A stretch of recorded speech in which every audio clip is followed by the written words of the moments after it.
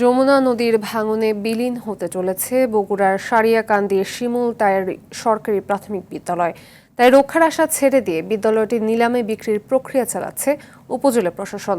এদিকে ভাঙন দেখা দেয় হুমকিতে শিমুলতাইয়ের গ্রামের শতাধিক পরিবার। হুমকিতে আছে গ্রামের একমাত্র আশ্রয় প্রকল্পটিও। সারিয়াকান্দি থেকে সাদুজ্জামানের পাঠানো তথ্যছবিতে সৈয়দা সামেত আমানের রিপোর্ট।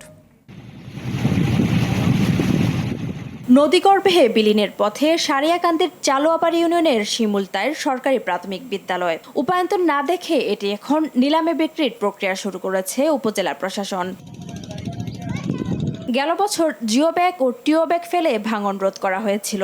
এবছর যমুনার ভাঙন তীব্র হওয়ায় চরম হুমকির মধ্যে রয়েছে বিদ্যালয়টি। এর মধ্যে বিদ্যালয়ের একাংশ যমুনায় বিলীন হয়ে গেছে।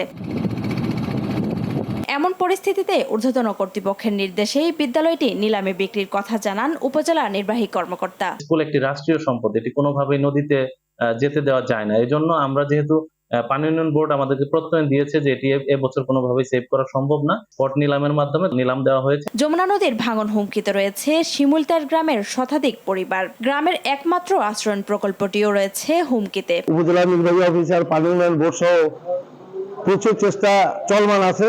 সুস্থভাবে থাকি এই জায়গাতে বসত করে।